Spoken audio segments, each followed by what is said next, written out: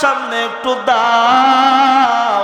বোন ডাক দে বলে না, তুই কাফের, তুই অপবিত্র, তোর হাতে আমার পবিত্র কোরআনটা দিতে পারবো না। এই কোরআনের টুকরাটা হাতে নেওয়ার জন্য তোরে আগে গোসল দিতে হবে, এরপরে তোরে আগে ওযু বানাইতে হবে, এর আগে আমি দিতে পারবো না। এইবার হযরত ওমর ডাক দিয়ে কর, ঠিক আছে আমি গোসল দিয়ে আসি, ওযু বানাইয়া তারপরেও আমি এটা দেখতে চাই। আলহামদুলিল্লাহিল্লাযী জাআলাশ শামসা ওয়াল কমারা বিহুসবান ওয়ান নাজমা ওয়াশ শাজারা ইয়াসজুদান ওয়া ফাদ্দালা জামানান আলা জামান كما فضل مكانا على مكان وإنسانا على إنسان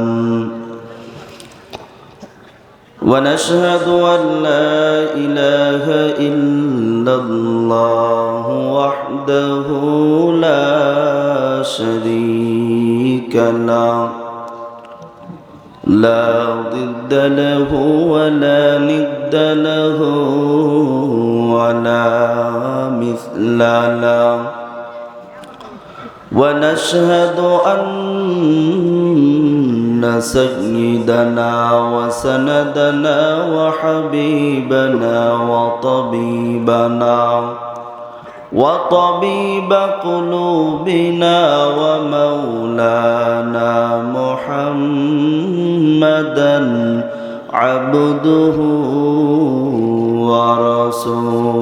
ورسوله الذي أرسله الله تعالى بالحق بشيرا ونذيرا وداعيا إلى الله بإذنه وسراجا منيرا أما بعد فأعوذ بالله من الشيطان الرجيم بسم الله الرحمن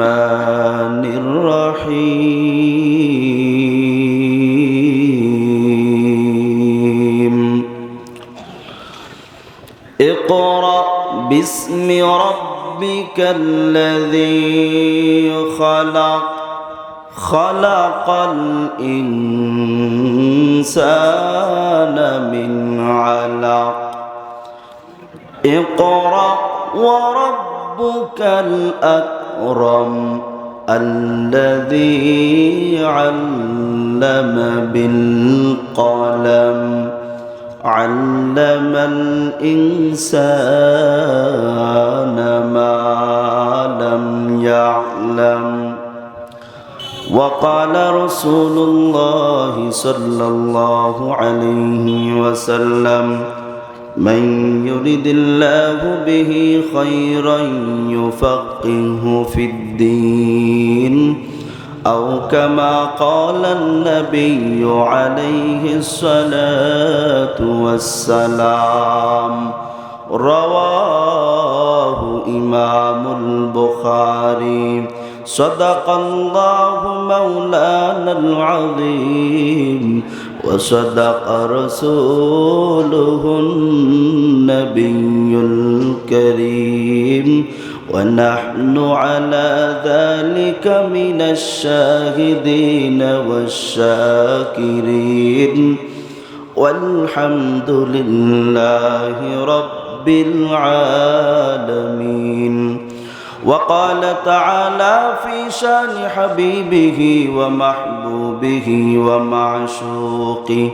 ومعشوقه مخبرا وآمرا ইন্নাল্লাহা ওয়া মালাইকাতাহু ইউসাল্লুনা আলান নবী ইয়া আইয়ুহাল্লাযীনা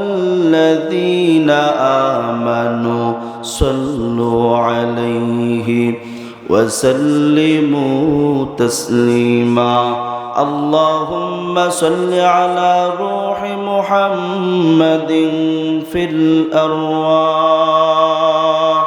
وعلى جسد محمد في الأجساد وعلى قبر محمد في القبور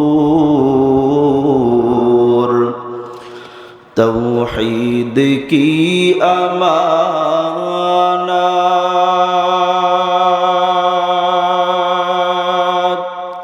سینوں میں ہے ہمارے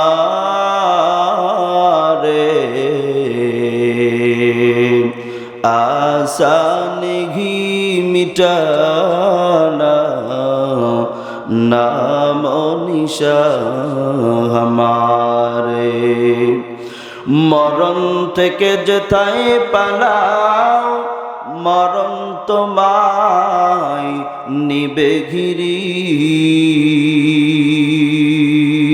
যদিও সুদূর আকাশ প্রাণে লুকাও সেথায় লাগিয়ে সিঁড়ি নদী পথে নৌকা চালাও ও মাঝি ভাই বেলা ডোবার আগে আমি ওপার উঠতে চাই ডুবে গেলে বেলারে সে আর ওঠে না ভেঙ্গে গেলে মেলারে সে আর জমে না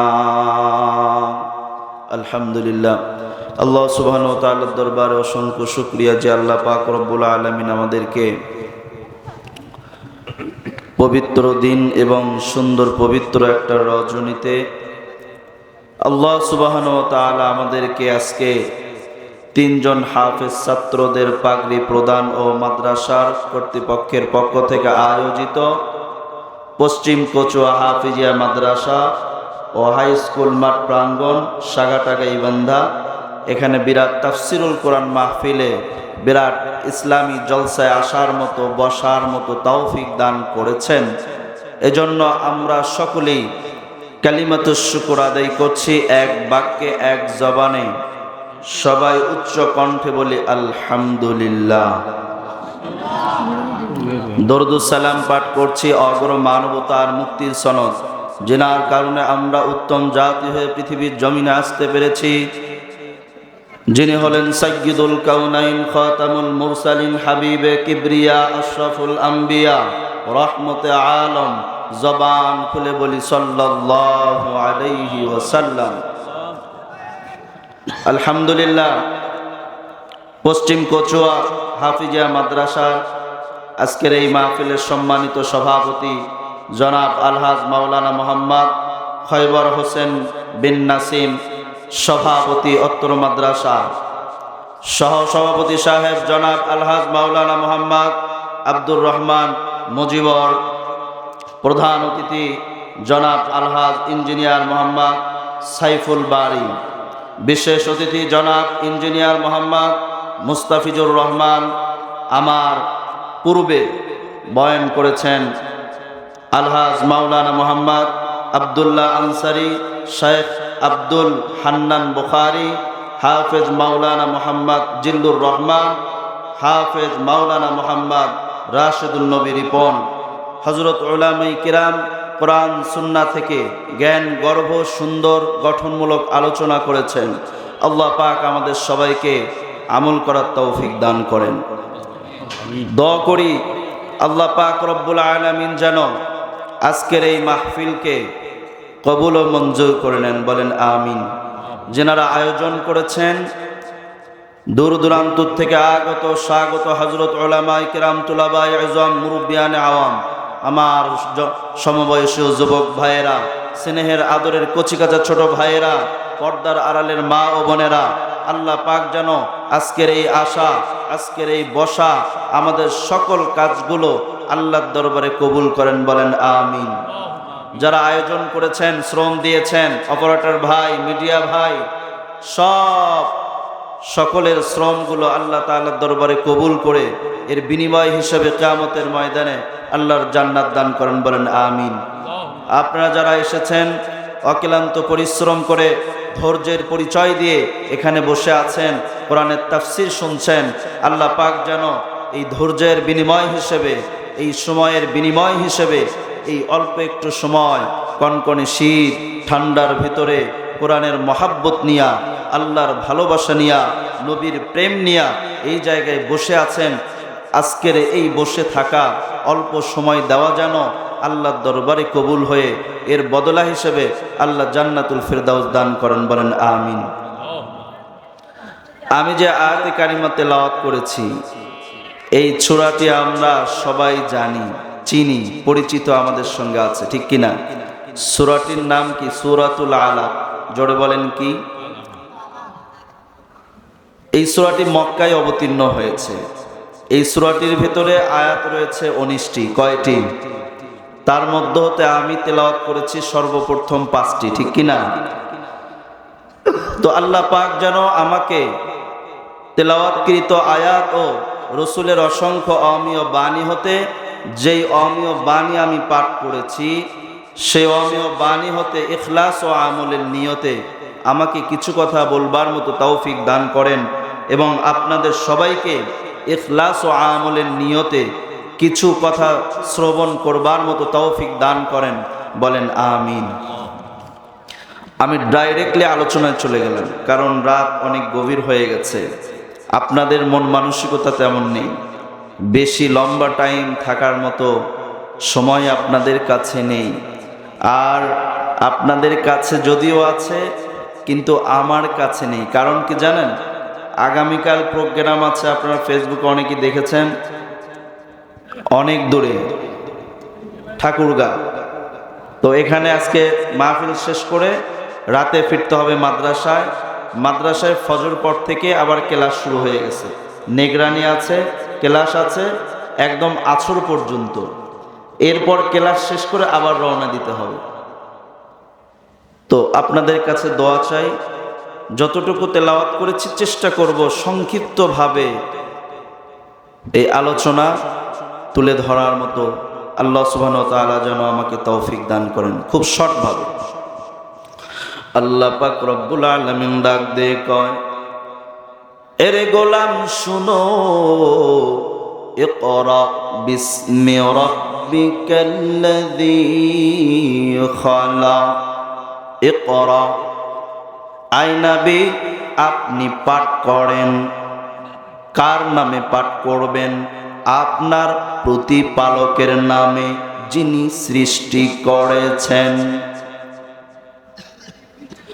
ওই রবের নাম, যেই রব আপনাকে সৃষ্টি করেছেন, সেই রবের নামে আপনি পড়ুন।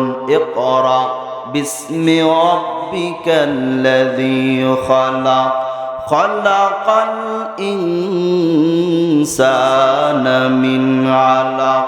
যেই রব জমাট রক্ত হতে মানুষ সৃষ্টি করেছেন। ইকরা ওয়া রাব্বুকাল আকরাম, আপনি পড়ুন এবং আপনার রব, আপনার প্রতিপালক মহামহিমান্বিত।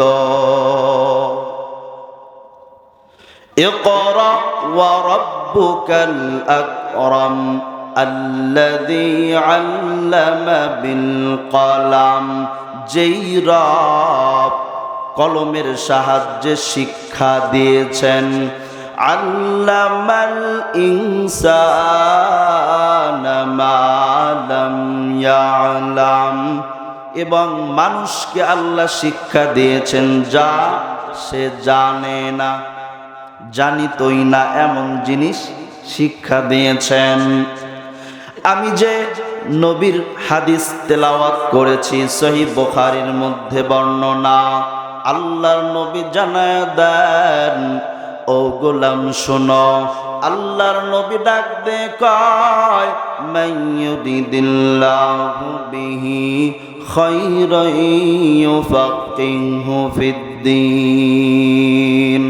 আল্লাহ পাক যার কল্যাণ চায়, আল্লাহ পাক তার ভিতরে দ্বীনের সমঝ দান করেন, ফিকহের সমঝ দান করেন, কোরআন সুন্নাহের জ্ঞান দান করেন।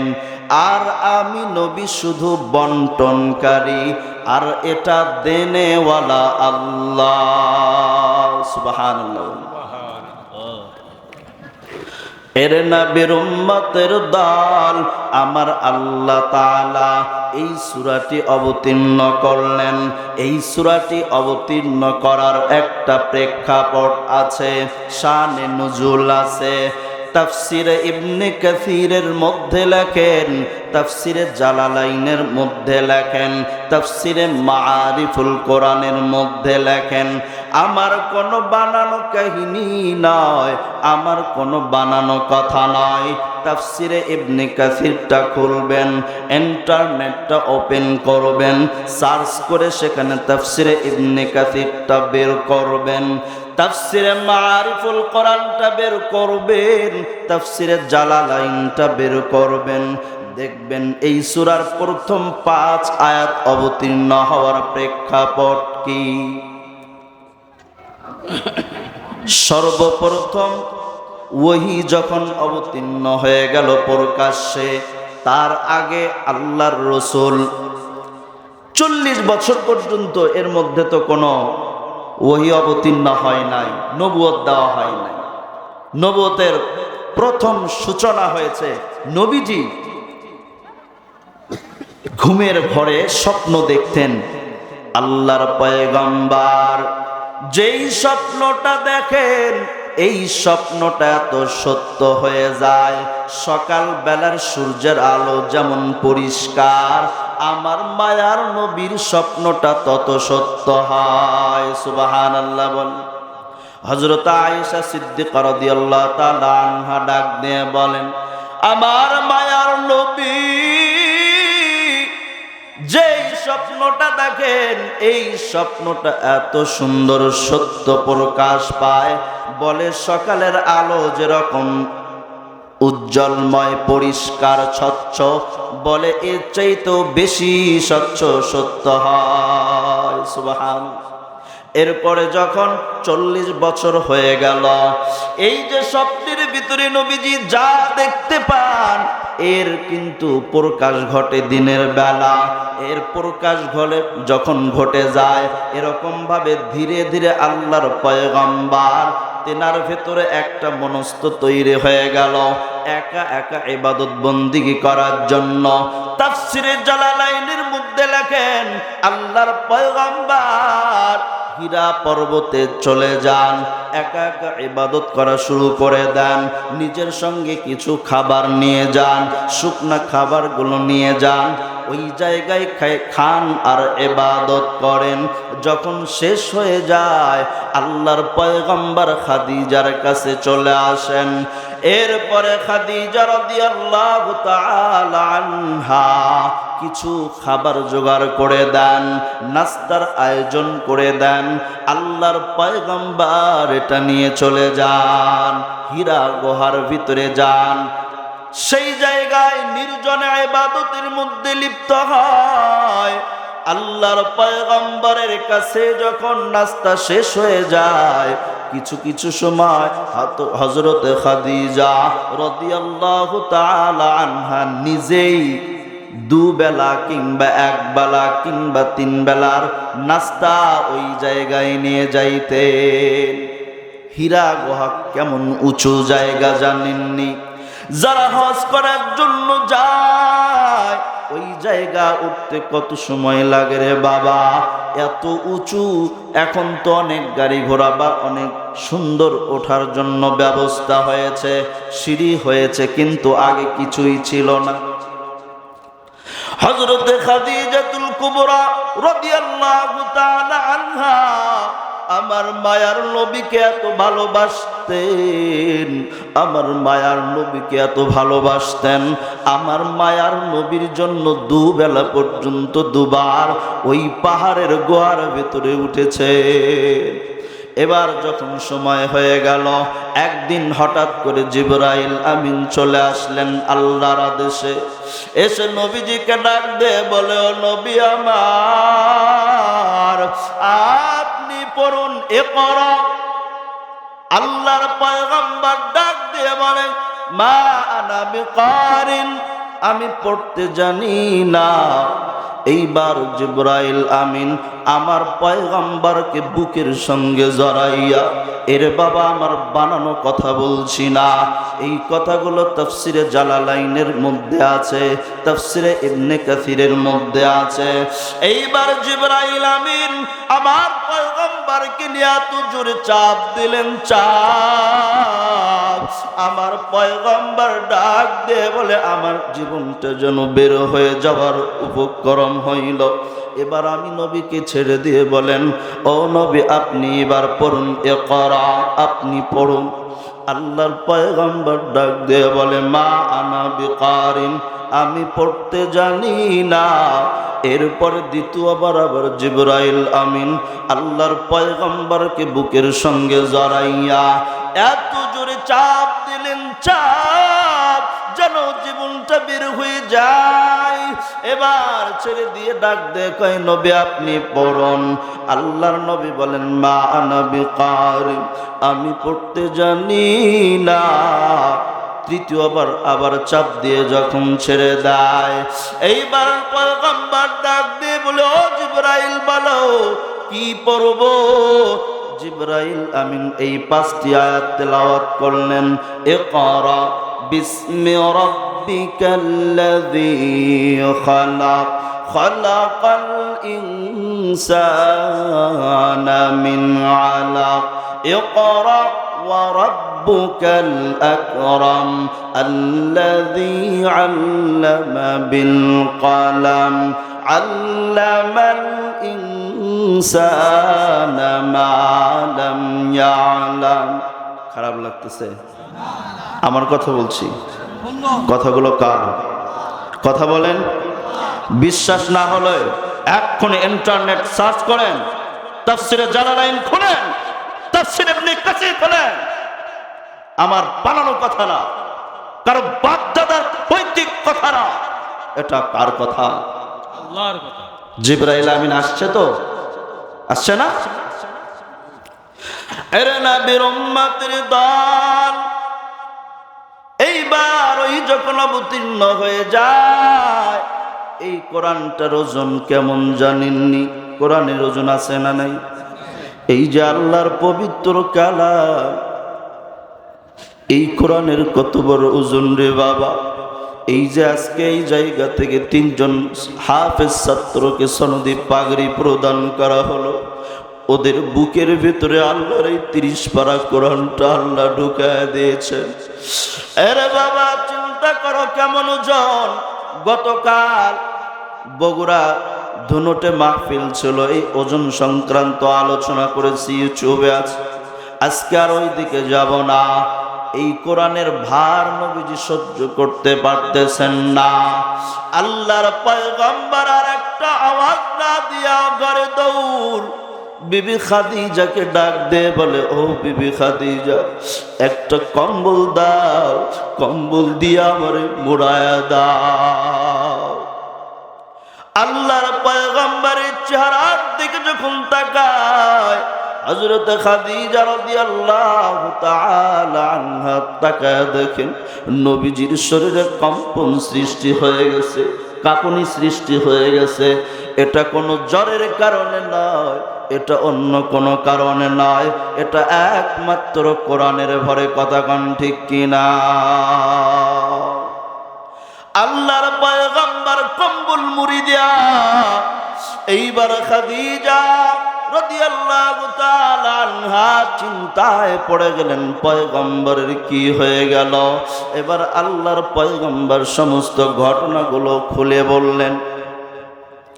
আল্লাহর পয়গম্বর যখন বলেন, হযরত খাদিজা রাদিয়াল্লাহু তাআলা আনহা এবার পয়গম্বরকে সান্ত্বনা দেন, সান্ত্বনা দিতেছেন।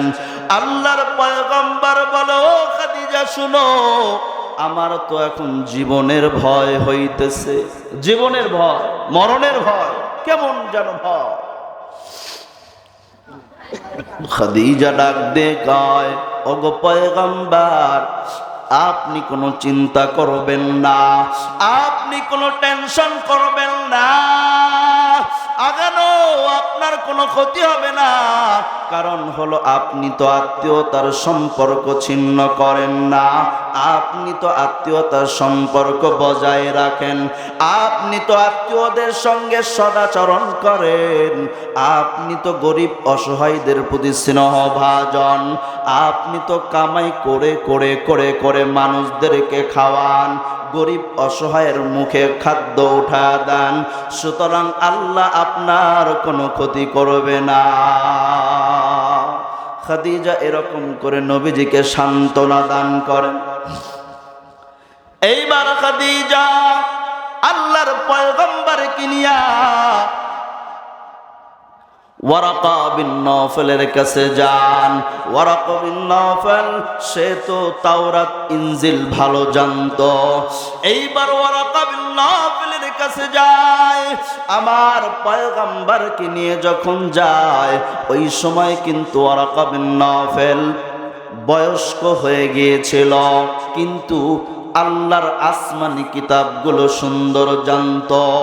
এইবার তার কাছে যখন যায়, তার কাছে যাওয়ার পর সমস্ত ঘটনাগুলো খুলে নবী যখন বর্ণনা দেন, এইবার ওয়ারাকা বিন নওফল ডাক দিয়ে কয়, এই ব্যক্তি তো সেই ব্যক্তি, যেই ব্যক্তি আপনার কাছে এসেছে, এই ব্যক্তি তো মূসা পয়গম্বরের কাছেও এসেছিল।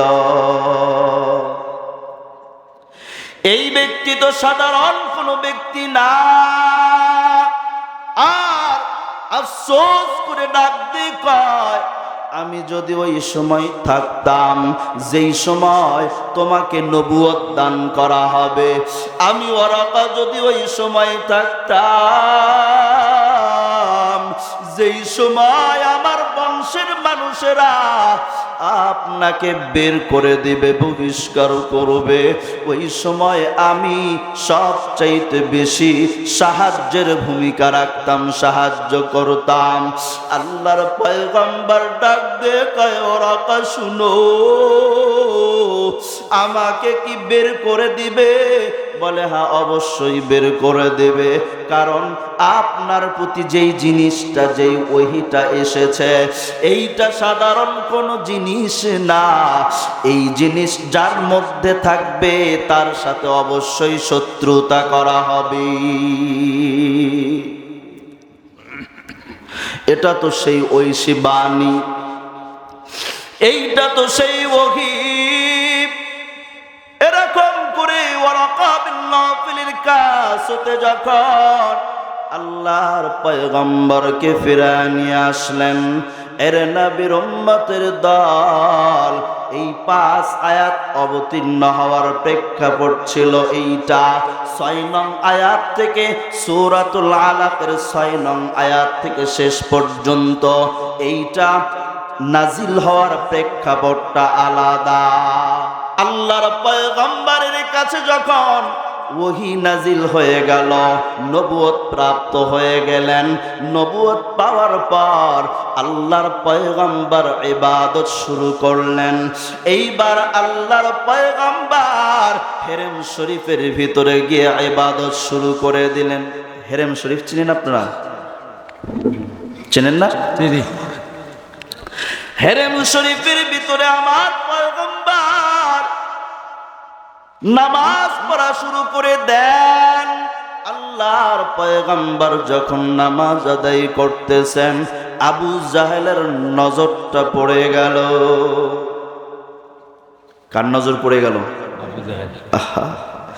আবু জাহাল যখন দেখলো, এরপরে পয়গম্বরকে ডাইরেক্টলি ডাক দিয়ে বলেন, ও মুহাম্মদ শুনো, তুমি হেরে নিয়মের ভিতরে এরকম ভাবে ইবাদত করতে পারবা না। দেখছেন নি কত বড় সাহস? হ্যাঁ, আল্লাহর ঘরে নবী ইবাদত করবে, ডাইরেক্টলি কি করতেছে? নিষেধ করতেছে। কত বড় কাফের! এর সাহস কি? এরকম মানুষ দুনিয়াতে আছে না নেই? এই আবু জাহেল্লা, এই রক্তের মানুষ এখনো আছে না নাই? আপনাদের এদিকে নেই? আরে নবীর উম্মতের দল, এবার শুনুন, আমার কথা না, বানানো কথা না। একটা কথা বানানো থাকলে এখানে হযরত উলামায়ে কেরাম আছেন, ধরে দিবেন। তাফসীরের কথা বলছি, উল্টা পাল্টা না। আল্লাহর পয়গম্বর হেরেম শরীফের ভিতরে ইবাদত করা দেখে কাফের বেঈমানরা, তাদের অবস্থা খারাপ, ডাইরেক্টলি নিষেধ করে দেয়। এইবার কুরাইশ বংশের ভিতরে যা বলে, আবু জাহাল ডাক দিয়ে কয়, ও কুরাইশের মানুষের শুনো, তোমরা কি দেখো মুহাম্মদ তার কপালটা মাটির উপর লাগা দেয়? বলে হ্যাঁ, আমরা তো দেখেছি। তাই নাকি? বলে ঠিক আছে, শুনো, আমি আবু জাহাল ওই মুহাম্মদ যখন তার কপালটা মাটির উপর লাগায় দেবে, ওই সময় আমি আমার পা দ্বারা তার গর্দানের উপর উঠায় দিয়ে পিষব, আর মুহাম্মাদের মুখটা মাটির সঙ্গে ঘষা দিব। নাউজুবিল্লাহ। এইবার আবু জাহাল তাফসীরে জালালাইনের মধ্যে লেখেন, আবু জাহাল এইবার এক সময় দেখি আল্লাহর পয়গম্বর হেরেমের মধ্যে, নামাজের মধ্যে সিজদায় গিয়েছেন। বাবা, আমার পয়গম্বর নামাজের ভিতরে যখন সিজদায় চলে যায়, এইবার আবু জাহাল মনে করল এইটা সুবর্ণ সুযোগ, মুহাম্মদকে শেষ করার মতো সুবর্ণ একটা সুযোগ। এইবার আবু জাহাল দৌড়ায়, আমার পয়গম্বরকে মারবে, আমার পয়গম্বরকে আঘাত করবে, আমার পয়গম্বরকে দুনিয়া থেকে উৎখাত করবে। এইবার পয়গম্বর নামাজে সিজদার ভিতরে অবনত আছে, এমন সময় আবু জাহাল সামনের দিকে আগায়। এর নবীর উম্মতের দল, এ যুবক আল্লাহর গোলাম, এরে বাবা ভালো করে মনোযোগ দিয়ে শ্রবণ করো। আবু জাহাল যখন সামনে আগায়, হঠাৎ করে মানুষেরা দেখে আবু জাহাল পেছনের দিকে আবার দৌড়ায়। এর পেছনের দিকে দৌড়াও কেন?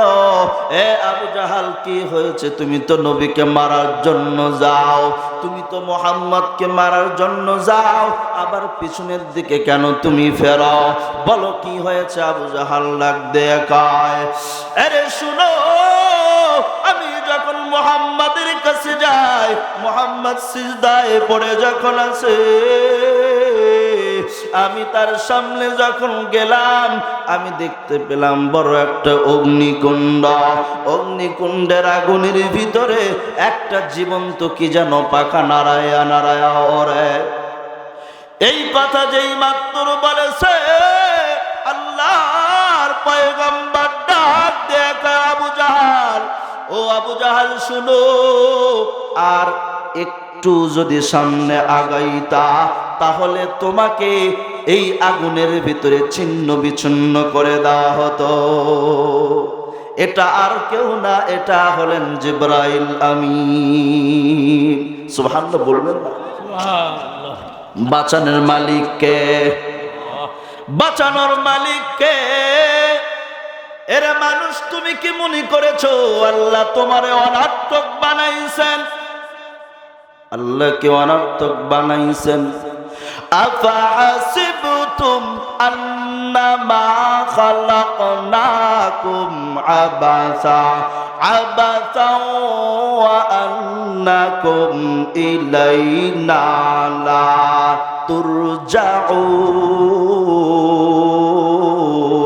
তুরজাউন। এর মানুষ, তুমি কি মনে করেছো আমি আল্লাহ তোমাকে তোমাকে অনর্থক বানাইলাম। না না, আমি আল্লাহ তোমারে অনর্থক বানাই নাই। ও বান্দা, তুমি কি মনে করেছ তোমরা কি আমি আল্লাহর দিকে প্রত্যাবর্তন হবে? না না না, আমি আল্লাহর দিকেই তোমাদেরকে প্রত্যাবর্তন করতে হবে। এর নবীর উম্মতের দল, আল্লাহ আমারে কেন বানাইলেন? আল্লাহ উত্তরে জানা দেন, ওয়ামা খালাকুতুল জিন্না ওয়াল ইনসা ইল্লা লিয়াবুদুন। আমি আল্লাহ জিন আর ইনসানকে আমি আল্লাহ বানাই নাই, তবে বানাইছি কেন জানুনি? আমি আল্লাহ জিন ইনসানকে বানাইলাম আমি আল্লাহর ইবাদত করার জন্য।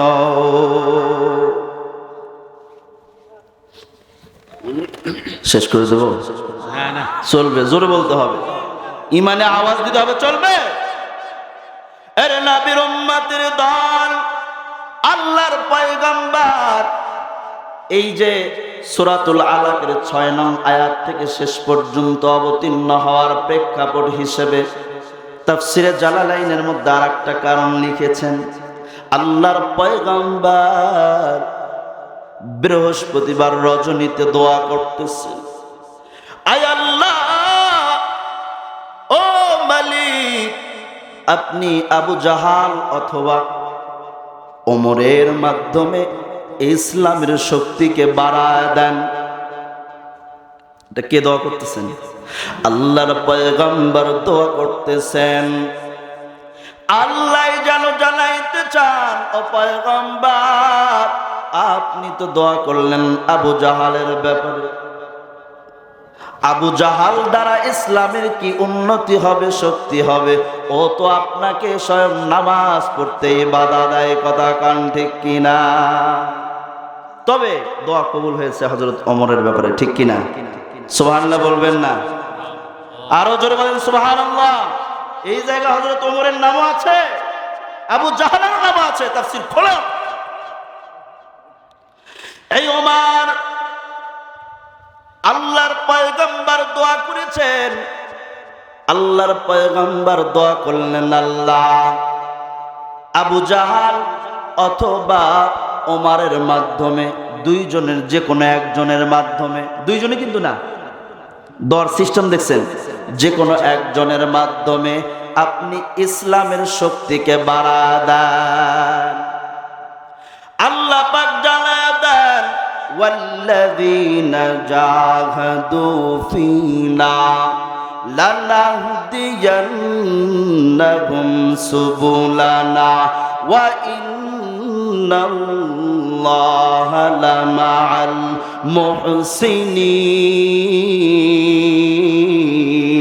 মুহসিনিন। আমার আল্লাহ জানা দেন, যারা আমি আল্লাহর উদ্দেশ্যে সংগ্রাম করে, আমি আল্লাহর রাস্তায় যারা প্রচেষ্টা করে, চলার প্রচেষ্টা করে, আমি আল্লাহর উদ্দেশ্যে যারা সংগ্রাম করে, আমি আল্লাহর রাস্তায় তাদেরকে পরিচালনা করাই, নিশ্চয়ই আল্লাহ সৎকর্মশীলদের সাথে থাকেন। সুবহানাল্লাহ বলবেন না? আবু জাহালও ছিল কাফের, হযরত ওমরও ছিল, জোরে কন্যা, দুইজনে কি ছিল? কাফের। শুধু কি কাফের? উরি বাপরে, কঠিন কাফের। কেমন দেখেন, কাফেরদের মধ্যে একটা মিটিং চলে। ওই মিটিং এর ভিতরে ডাক দিয়ে বলা হয়, কে আছো মুহাম্মদ রে হত্যা করতে পারবা?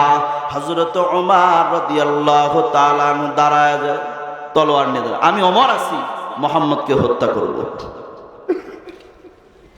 আমি ওমর আছি। এইবার হযরত ওমর দাঁড়ায় যায়। এইবার হযরত ওমর তলোয়ার নিয়ে দৌড়াইতেছে মুহাম্মাদের কল্যাণের জন্য। এইবার হযরত ওমর এইবার মুহাম্মাদের কল্যাণের জন্য দৌড়ায় তলোয়ার নিয়া। এইবার রাস্তার ভিতরে গিয়া হযরত সাদ বিন আবি ওয়াক্কাসের সঙ্গে সাক্ষাৎ হয়। নামটি কি আমাদের চেনা আছে না নাম?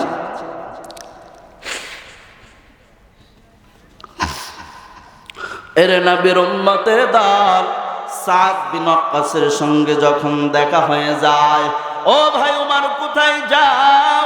তলোয়ার নিয়ে তুমি কোথায় যাও?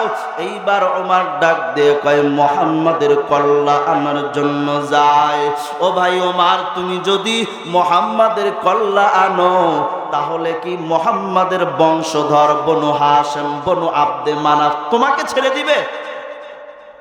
এতই সস্তা ভাবলা তুমি মুহাম্মাদের কল্যাণ বা আর মুহাম্মাদের বংশধর তোমাকে ছেড়ে দিবে?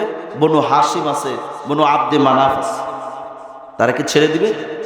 হযরত ওমর ডাক দিয়ে কয়, ও স্যার, তোমার ভাবসাব দেখে তো মনে হচ্ছে তুমিও সেই মুহাম্মাদের ধর্ম গ্রহণ করেছো, কালেমা পড়েছো। তো পড়বো না মানে? দাঁড়াও, মুহাম্মাদের আগে তোমার কল্লাটা নেই। এজন্য হযরত ওমর তলোয়ারটা বের করেছেন। এইবার সাদও নিজের থেকে তলোয়ারটা বের করেছেন। এখানে আজকে খতম। এইবার যেই তলোয়ার উঠাইছে, ওই সাদ ডাক দিয়ে কই, ওমর শুনো, তুমি কি তোমার ঘরের খবর নিয়েছ? তোমার বোন তো সেই মুহাম্মাদের কালেমা পড়ে মুসলমান হয়েছে। তোমার ঘর ঠিক করতে পারো না আর তুমি আমাকে মারতে যাচ্ছ? কয়, তাই নাকি? ঠিক আছে, আর ওটা সাইজ করে আসি। এইবার ওমর দৌড়াই নিজের বোনের বাড়িতে যায়। ভাই বোনের সম্পর্ক কেমন জানেননি? আমার ভাই ওমর আসবে, তার পায়ের যে শব্দ, এই শব্দ শুনে হযরত ওমরের বোন টের পেয়ে গেছে আমার ভাই ওমর ছাড়া এটা কারো পায়ের জুতার শব্দ নয়। এইবার হযরত ওমর বোনের দরওয়াজায় গিয়ে নক করেন, খটখটাচ্ছে, বোন দরজা খোলো। ওই ঘরের ভিতরে খাব্বাব রাদিয়াল্লাহু তাআলা আনহু এই বোন আর ভগ্নিপতিকে কোরআন শিক্ষা দিতেছিলেন। এইবার ওমরের গলা শোনা মাত্র খাব্বাব রাদিয়াল্লাহু তাআলা আনহু তিনি ঘরের ভিতরে এক কিনারায় লুকিয়ে পড়লেন। কিন্তু লুকাইতে গিয়ে কোরআনের যেই চিরকুট থেকে তাদেরকে আয়াত শিখাইতেছিলেন, ওইটা ভুলক্রমে ওখানে পড়ে রইল। এইবার ওমর দরওয়াজা নক করতেছে, বোন দরজা খুলো। বোন যখন দরওয়াজা খুলে দেয়, এইবার হযরত ওমরের হাতে যেই জিনিসটা ছিল তলোয়ার, এর হাতল দ্বারা বোনের মাথায় আঘাত করা শুরু করেছে। আর ডাক দে কই, ও বোন, তুই কি মুহাম্মাদের ধর্ম গ্রহণ করেছিস? কেন তুই মুহাম্মাদের ধর্ম গ্রহণ করলি? মাথায় আঘাত করতেছে। এইবার মাথা থেকে রক্ত বের হওয়া শুরু হয়ে গেল। এইবার ভগ্নিপতি ডাক দিয়ে কয়, কেন মুহাম্মাদের ধর্ম যদি সত্য হয় তাহলে গ্রহণ করতে সমস্যা কোথায়? এইবার বোনকে বাদ দিয়া ভগ্নিপতির ধরা শুরু করেছে। এইবার ভগ্নিপতিকে মারতে মারতে জমিনে ফেলে দিয়েছে। এইবার বোন ওই তার স্বামীর সামনে এসে দাঁড়ায়, এর মারবানা। এইবার বোন যখন সামনে এসে গেল, হযরত ওমর জোরে, এমন জোরে একটা থাপ্পড় লাগাইছে বোনের গালের ভিতরে। এর নবীর উম্মতের দল, এইবার বোনের গালে থাপ্পড় লাগার কারণে এত জোরে থাপ্পড় মেরেছে, এই থাপ্পড়ের কারণে গাল থেকে রক্ত বের হওয়া শুরু হয়ে গেল।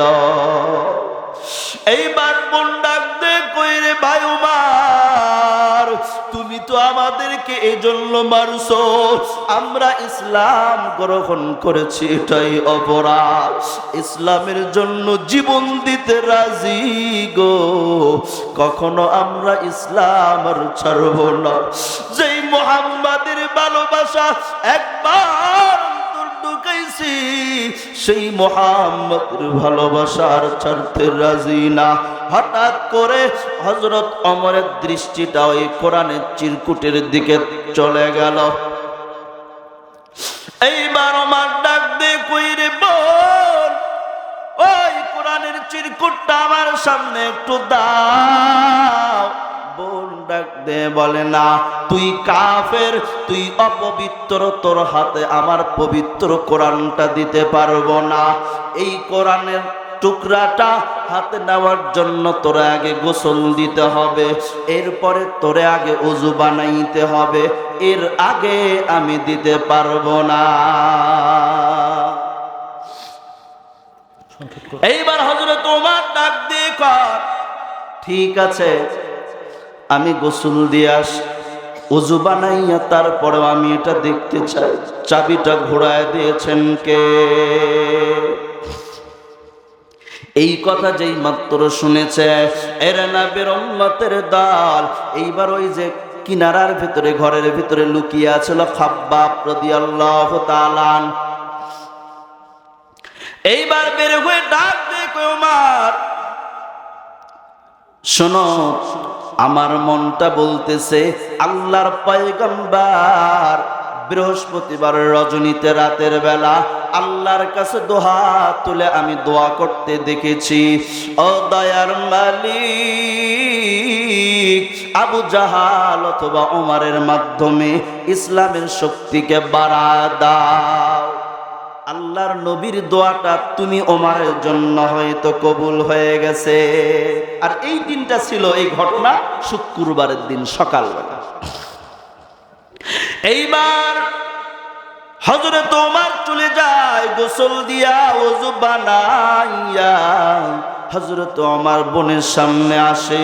এবার বোন তার হাতের উপর যখন চিরকুটিটা দিয়ে দিলেন, হযরত ওমর আরবি জানতো, আরবি ভাষা যেহেতু তাদের জন্য ছিল, এই জন্য চিরকুটটা পড়ে দেখেন লেখা আছে, ইন্নানি আনাল্লাহু লা ইলাহা ইল্লা আনা ফা'বুদনি ওয়া আকিমিস সালাতা লিযিকরি। আল্লাহু আকবার। ইন্নানি আনাল্লাহ, নিশ্চয় আমি আল্লাহ, আল্লাহ ছাড়া কোনো ইলাহ নেই, বিধানদাতা নেই, কথা কোন ঠিক কিনা? আর আমি আল্লাহর ইবাদত করো, আমি আল্লাহর নামাজ পড়ো, আমি আল্লাহকে স্মরণ করার জন্য। সুবহানাল্লাহ। এই আয়াতটা পড়ে ওমরের মনটা গলে গেল। এবার বোনরে ডাক দিয়ে বলে, বোন আমাকে নিয়ে চল মুহাম্মাদের দরবারে, আমি মুহাম্মাদের দরবারে যাইতে চাই, আমি কালেমা পড়ে মুসলমান হইতে চাই। এইবার হযরত ওমরকে এরকম ভাবে মুহাম্মাদের দরবারে নিয়ে যাওয়া হয়।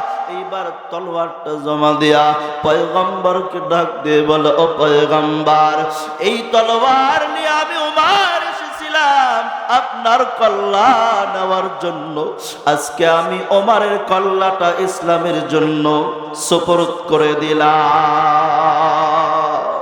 নারায়ে তাকবীর। এরপরে ইসলামের মধ্যে একটা শক্তি চলে আসলো। ওই ওমর ডাক দিয়ে কই, ও পয়গম্বর, আপনি বলেন ইসলাম সত্য না মিথ্যা? বলে সত্য। তাহলে আর গোপনে নয়, আমরা প্রকাশ্যে আজ থেকে আমরা মক্কায় নামাজ পড়ব। আজকে সেই ইসলাম আছে, আমার আল্লাহ আছে, আমার নবীও সেই, ইনশাআল্লাহ আজকেও সেই কোরআন অনুযায়ী চলবে, কথা বলুন ঠিক কিনা? সারা পৃথিবীতে আমরা আল্লাহর ইবাদত করব, কেউ বাধা দেওয়ার ক্ষমতা রাখবে? আল্লাহ পাক বাতিলকে শেষ করে দেন, বলেন আমিন। এই মাদ্রাসা এমন একটি মাদ্রাসা, এমন একটি প্রতিষ্ঠান, কোরআনের প্রতিষ্ঠান। কিসের প্রতিষ্ঠান বলেন? এই কোরআনকে আপনারা মহব্বত করেন? আল্লাহর নবী জানায়া দেন, এই কোরআনের হাফেজ, এই যে আপনারা দেখলেন তিনজন ছাত্রকে সনদে পাগড়ি প্রদান করা হলো, আল্লাহর নবী জানায়া দেন, মান ক্বারাআল কুরআন ফাস্তাযহারাহু ফাআহাল্লা হালালাহু ওয়া হাররামা হারামাহু আদখালাহুল্লাহু বিহিল জান্নাহ وشفعه في عشرة من أهل بيته كلهم قد وجبت له النار। আল্লাহর নবী জানায়া দেন, যেই বান্দা কোরআন তেলাওয়াত করবে, পাঠ করবে, কোরআনকে আয়ত্ত করবে, মুখস্থ করবে, হালালকে হালাল জানবে, হারামকে হারাম জানবে, আমার মায়ের আল্লাহ ওই বান্দাকে জান্নাতে প্রবেশ করাবেন। শুধু জান্নাতে প্রবেশ করাইয়াই শেষ করবেন না, আল্লাহ পাক ওই বান্দার জন্য এত সুপার পাওয়ার আল্লাহ দান করবেন, ওই বান্দার আত্মীয় স্বজনদের মধ্য হতে যাদের জন্য জাহান্নাম অজীব হয়ে গেছে, আবশ্যক হয়ে গেছে, তাদের মধ্য হতে 10 জনের জন্য সুপারিশ করে আল্লাহর জান্নাতে নিয়ে যাবে। এই হাফিজ কোরআন 10 জনের জন্য সুপারিশ করবে। রে বাবা, আজকে মাদ্রাসায় পড়াও না, আজকে তুমি মাদ্রাসায় পড়ো নাই, কিন্তু আজকে বড় হয়ে গেছো, তোমার সন্তানদের মাদ্রাসায় ভর্তি করায় দাও। আরে বাবা, তুমিও তো বাবা, হাফিজ কোরআনের মা বাবা তারাও বাবা। ও বাবা, তুমি কেন হাফিজ কোরআনের বাবা হতে পারলা না? ও মা, তুমি কেন আলেমে কোরআনের মা হতে পারলা না? ও মা, বড় কপালটা খারাপ হয়ে গেল নাকি? এই যুবক ভাই, আজকে তুমি নামাজ পড়ো না, আজকে তোমার মুখের কোনো দাড়ি নাই। এরে যুবক, তোমার আমার মতো কত যুবক স্কুলেও পড়ে, কলেজেও পড়ে, 5 ওয়াক্ত নামাজ ছাড়ে না। তোমার আমার মতো কত যুবক কৃষিজীবী, ক্ষেত খামারে ফসল ইত্যাদিতে কাজ করে, ব্যবসায়িক শ্রমিক, তাদের দাড়িওয়ালা 5 ওয়াক্ত নামাজি অভাব নাই। পুলিশ, র্যাব, আর্মি, বিডিআর, এরা 5 ওয়াক্ত নামাজি অভাব নাই। তুমি আমি কেন পারলাম না? কারণ হলো আমার কপালটা পুড়ে গেছে। কথা কন ঠিক কিনা? এবং তোমরা আজকে পর্দা করো না, আজকে তোমরা পর্দা ছেড়ে দিয়া তোমরা আজকে বেপর্দায় ঘোরাফেরা করো। আমার আল্লাহ পাক ডাক নিয়ে কয়, ওয়াকারনা ফি বুয়ুতিকুন্না ওয়ালা তাবাররাজনা তাবাররুজাল জাহিলিয়াতিল উলা ওয়া আকিমনাস সালাতা ওয়া আতিনাজ যাকাতা ওয়া আতি'নাল্লাহা ওয়া রাসূলা। ও নারীরা, তোমরা তোমাদের স্বগৃহে অবস্থান করো, তোমরা জাহিলিয়াতের যুগের নারীদের মতো নিজেদেরকে প্রদর্শন করাইয়া বাহিরে বের হও না। তোমরা নামাজ কায়েম করো, তোমরাও যাকাত প্রদান করো। ওই মা বোনদের জন্য 4টি আমলের কথা বলবো। ও মা, তোমরা যদি 4টি আমল করো, তাহলে সহজে এই 4টি আমলের বিনিময় আল্লাহ পাক রব্বুল আলামিন তোমাদেরকে আল্লাহর জান্নাত দান করবেন। 1 নাম্বার, তোমরা 5 ওয়াক্ত নামাজ পড়বা। 2 নাম্বার, মাঘ রমাদানের রোজা রাখবা। 3 নাম্বার, স্বামীর খেদমত করবা। 4 নাম্বারে বললাম, তোমরা লজ্জা স্থানের হেফাজত করবা। আজকে লজ্জা স্থানের হেফাজত যদি করতাম, এই 2 চোয়ালের মাঝখানে যেইটা আছে জিহ্বার আমরা হেফাজত যদি করতাম, আর 2 রানের মাঝখানে যেইটা আছে এইটার হেফাজত যদি করতাম, আমার নবী ডাক দিয়ে কয়, যেই বান্দা এই 2টি জিনিসের জামিনদার হবে, আমি নবী তার জন্য জান্নাতের জামিনদার হয়ে যাব। এরে নবীর উম্মতের দল, ও মা, আজকে তোমাদেরকে দেখা যায় তোমরা ছেলেদের পোশাকগুলো পরে পরে তোমরা রাস্তায় চলো। তোমরা কি মনে করেছো আল্লাহ আমাদেরকে ছেলে না বানাইয়া নারী কেন বানাইলা? তোমরা কি আল্লাহকে প্রশ্ন করতে চাও? এ যুবক, তোমাদেরকেও বলতে চাই, তোমরাও কি প্রশ্ন করতে চাও?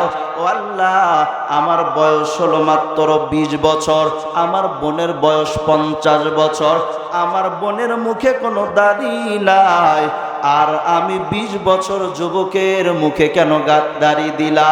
ও আল্লাহ, এরকম প্রশ্ন কি তুমি করতে চাও? না না, এর যুবক আল্লাহর গোলাম, দাড়িটা হলো নবীর সুন্নাহ। কার সুন্নাহ? পুরুষদের জন্য এটা নবীর সুন্নাহ। দাড়ি মোষ গজানোটা পুরুষত্বের একটা আলামত। আরে নবীর উম্মতের দল, ও মা শুনো, তোমাদেরকে বলছি মা, তোমরা যদি পুরুষদের বেশ ধরো, মনে রাখবা আল্লাহর নবী সহিহ হাদিসে বলে যান, আল্লাহর নবী জানায় দেন, কোন নারী যদি পুরুষদের বেশ ধরে, কোন পুরুষ যদি নারীদের বেশ ধরে, তাহলে ওই নারীটা আল্লাহর জাহান্নামে যাবে, জান্নাতের সুঘ্রাণও পাবে না। আজকে দুনিয়া পুরাটা উল্টা চলতেছে। ছেলেরা মেয়েদের পোশাক পরে আর মেয়েরা ছেলেদের পোশাক পরে। কেমনে বুঝবেন বলেন? মেয়েরা তাদের পায়জামা 1 টাকর কাটে, ব্লাউজ এখানে 1 টাকর কাটে, লাভ বানায়, আছে না নাই? এ লাভ বানায় না, ওদের পুরা শরীরটাই সতেজ। কেমনে? আল্লাহ জানায় দেন, আমার কথা না, আল্লাহর কথা বলতেছি, একটু শুনুন, কত মজা। সময় তো অনেক, কয়টা বাজে? দেখেন, মা বোনদের জন্য এগুলো দরকার আছে, আপনাদের জন্য দরকার আছে। আপনারা বিপদে পড়ে যান, আপনারা বলতে পারেন না, ঠিক কিনা? আর 10 মিনিট বাকি। আচ্ছা, 10 মিনিটে শেষ করে দিই ইনশাআল্লাহ। একটু বলে, আপনারা বলতে পারেন না, আমাদেরকে বলতে হয়। আল্লাহ তাআলা জানায় দেন, কুল লিল মুমিনিনা ইয়াগুদ্দু মিন আবসারিহিম ওয়া ইয়াহফাযু ফুরুজাহুম। আল্লাহ জানায় দেন, আই নবী আপনি বলুন, মুমিন পুরুষদেরকে জানায় দেন, তারা যেন তাদের চক্ষুকে সংযত রাখে, নিচের দিকে রাখে, আর তাদের লজ্জা স্থান যেন হেফাজত করে। আল্লাহ পাক পরের আয়াতে জানায় দেন, وَقُلْ لِلْمُؤْمِنَاتِ يَغْضُضْنَ مِنْ أَبْصَارِهِنَّ وَيَحْفَظْنَ فُرُوجَهُنَّ। আল্লাহ তাআলা ডাক দিয়ে বলেন, ও নবী আপনি জানায় দেন, মুমিন নারীদেরকে জানায় দেন, তারাও যেন তাদের চক্ষুকে সংযত করে, নিচের দিকে করে, তারা যেন তাদের লজ্জা স্থানকে হেফাজত করে। বলুন তো আপনারা সবাই রাস্তায় চলেন কিনা? নারীও চলে, পুরুষও চলে। তাহলে চলার সময় পুরুষেরা নারীদের দিকে চেয়ে চেয়ে থাকে, আর বলে হুজুরেরা একটা ওয়াজ করছে যে একবার দেখা যায়। যুবকেরা স্কুলের গেটে যায়, কলেজের গেটে যায়, এই যে তাকায় আছে, এক তাকান আধা ঘন্টা আর ফিরে ফিরে। কে রে ভাই এত তাকাস কে? হুজুর বলছে একবার তাকান যায়, ওই জন্য একবার ভালো করে তাকাই। এরে যুবক, না, একবার তাকান না। তুমি যদি ইচ্ছা করে একবার তাকাও, এই তাকানটাও গুনাহ হবে। একবার তাকান বলতে যেটা হয়ে গেছে, এমনিতেই পড়ে গেছে, আপনার ইচ্ছা না, আপনার ইচ্ছা স্বাধীনতা না, এমনিতেই সামনে পড়ে গেছে, তাড়াতাড়ি আপনি সরায় না। আল্লাহর আয়াতের আদেশ যে আপনার দৃষ্টিকে সংযত রাখেন, আপনার দৃষ্টিকে নিচের দিকে রাখেন। তাহলে আল্লাহর আদেশ, পুরুষেরাও তাদের দৃষ্টি, তাদের চক্ষু নিচের দিকে রাখবে, মহিলারাও নিচের দিকে রাখবে। আচ্ছা বলেন, এই দুটা আদেশ যদি কোনো নারী আর পুরুষ মানত, জীবনে কোনোদিন ইফটিজিং হতো, জেনা ব্যভিচার হইতো? আল্লাহর আদেশ, ছেলেরাও লজ্জা স্থানকে হেফাজত করবে, মা বোনেরাও হেফাজত করবে। এই আদেশ যদি মানত, কোনোদিন জেনা হতো, প্রেম প্রীতি হতো, ইটিস পিটিস হতো। আচ্ছা আসেন, আল্লাহ তাআলা জানায় দেন, ওয়ালা ইউবদিনা যিনাতাহুন্না ইল্লা মা যাহারা মিনহা। ও নারীরা ভালো করে শোনো, যা সাধারণত প্রকাশ থাকে এটা ব্যতীত তোমাদের সৌন্দর্যকে প্রকাশ করো না। ওয়াল ইয়াদরিবিনা বিখুমুরিহিন্না আলা জুয়ুবিহিন্না।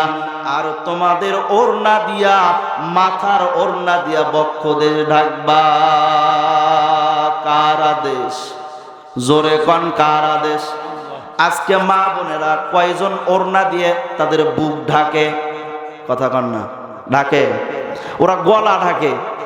কি রে, গলা ঢাকতে বলছে আল্লাহ? ওইভাবে ওই ওড়না দিয়ে ঢাকতে হবে কি? বুক। এরা ঢাকে গলা, এই জন্য তো 2 দিন পর ওই যে মামলায় যেতে হবে। তোমরা আল্লাহর আদেশ মানলা না, আজকে ঠেলা খাও, ঠিক কিনা? আজকে আল্লাহর কোরআনের আয়াত যে বিধান দিয়েছে, এই বিধান যদি কায়েম হতো তাহলে ইফতিজিংও থাকতো না, জিনা ব্যভিচারও থাকতো না। কথা কোন ঠিক কিনা? আল্লাহ জানালেন, ইয়া নিসাআন নাবিয়্যি লাস্তুন্না কাআহাদিম মিনান নিসাই ইন ইত্তাকাইতুন্না ফালা তাখদা'না বিল কওল ফায়াতমা'আল্লাযী ফী কলবিহি মারাদুন ওয়া কুলনা কওলাম মা'রুফা।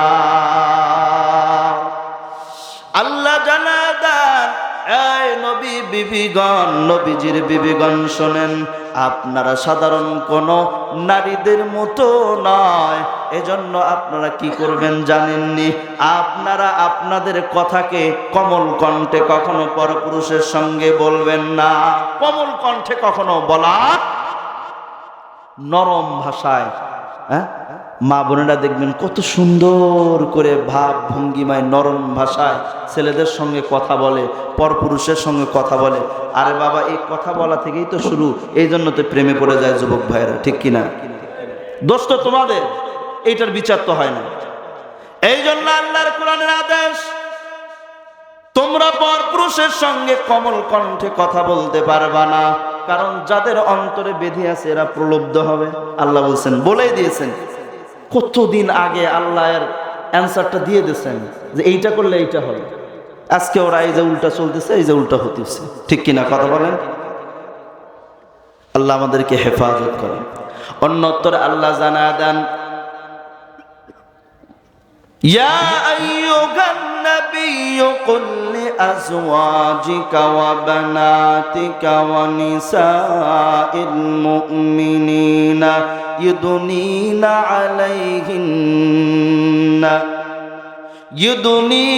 আলাইহিন্না বিজালাবিবিহিন্না ইউদনিনা আলাইহিন্না জালাবিবিহিন্না। চাদরের কিয়াদ অংশ ইউদনিনা টেনে দাও, আলাইহিন্না মহিলাদের উপর, জালাবিবিহিন্না মানে কি? চাদরের কিয়াদ অংশ, একটা অংশ উপর থেকে নিচের দিকে টেনে দাও। হলো বর্তমানে আমরা হিজাব নাম দিয়েছি।